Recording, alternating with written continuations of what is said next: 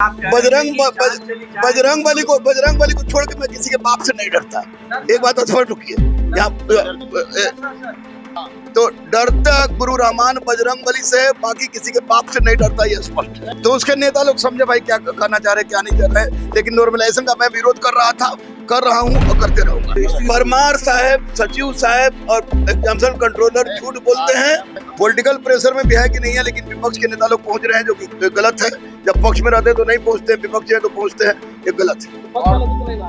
पक्ष वाले नहीं आ रहे तो पक्ष वाले के पास लड़के बात करें, उनसे बात करें। नमस्कार, आप देख रहे हैं रिपब्लिकन न्यूज। ब्रजेश कुमार के साथ बीपीएससी परीक्षा रद्द को लेकर के कई दिनों से छात्र धरना पर बैठे थे। छात्र के साथ जो है गुरु रहमान सर भी धरना में जो है भाग लिए थे, लेकिन आपको बता दें गुरु रहमान को आज जो है पटना के गर्दनीबाग थाना में बुलाया गया और थाने में बुला करके पूछताछ किया गया।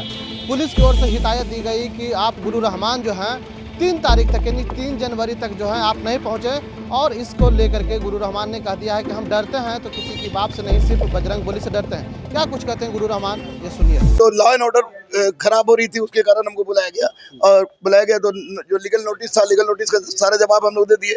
3 तारीख को फिर एक नोटिस दी गया, तब तक धरना प्रदर्शन से अलग रहने की बात की गई। आरोप ये भी लगा कि छात्रों को भड़काने की कोशिश। अरे काहे के लिए शिक्षक छात्र को भड़काएगा भाई?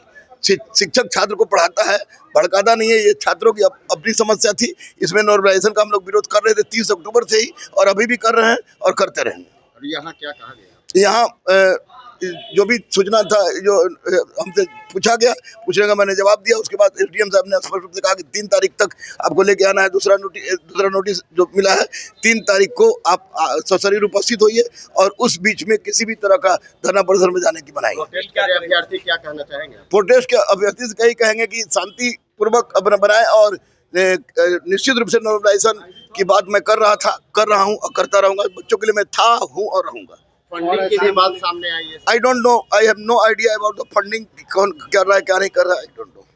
पॉलिटिकल प्रेशर में भी ये लोग हैं। पॉलिटिकल प्रेशर में भी है कि नहीं है, लेकिन विपक्ष के नेता लोग पहुंच रहे हैं, जो कि गलत है। जब पक्ष में रहते तो नहीं पहुंचते, विपक्ष है तो पहुंचते हैं, ये गलत है। पक्ष वाले नहीं आ रहे तो पक्ष वाले के पास लड़के बात करें, उनसे बात करें।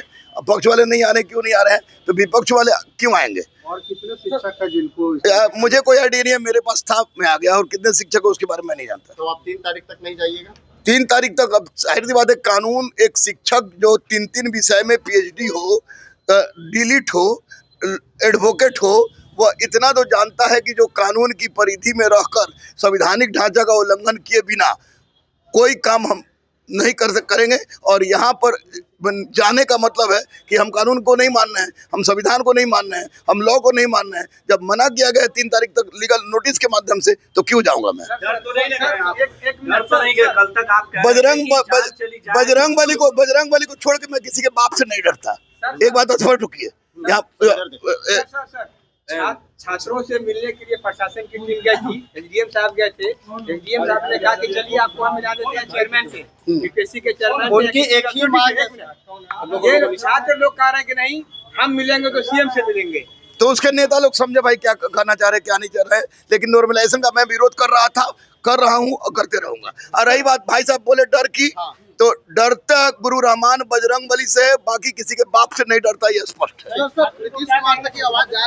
छात्र की मांग पूरी हो, नॉर्मलाइजेशन लागू नहीं हो, यही सबसे बड़ी मांग है। रिजल्ट कैसे देगा ये लोग दो परीक्षा का? ये अध्यक्ष समझे, इसलिए तो मैं नॉर्मलाइजेशन का विरोध कर रहा हूँ, परसेंटाइल का विरोध कर रहा हूँ। वो भी कह रहे हैं कि हम जो है नहीं लागू कर रहे हैं नॉर्मलाइजेशन। कैसे रिजल्ट? दो तरह से कैसे परीक्षा ले रहे हैं? दो तरह से परीक्षा क्यों ले रहे हैं? हाँ, ये परीक्षा इससे, वो उनका कहना है, ये परीक्षा इसलिए ली जा रही है क्योंकि परीक्षा जो है बाबू परीक्षा पर परमार साहब, सचिव साहब और एग्जामिनेशन कंट्रोलर झूठ बोलते हैं।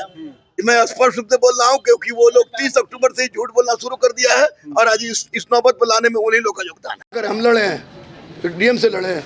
सर आप तो घर जा रहे, छात्र सब वहाँ बैठे, उसको कैसे समझाएंगे सर? छात्र कैसे जाएंगे? छात्र का नेतृत्व तो मैं नहीं कर रहा हूँ, मैं एक शामिल था उसमें। अब छात्र लोग जो कर रहा है करें, लेकिन नॉर्मलाइजेशन की मांग अभी तक मेरी अडिग है और अडिग रहेगी। रिपब्लिकन न्यूज के साथ जुड़ने के लिए सब्सक्राइब बटन दबाकर चैनल को सब्सक्राइब करें। नोटिफिकेशन प्राप्त करने के लिए यहाँ बेल को दबाएं। वीडियो अच्छा लगे तो लाइक करें और दोस्तों के साथ शेयर करना ना भूलें।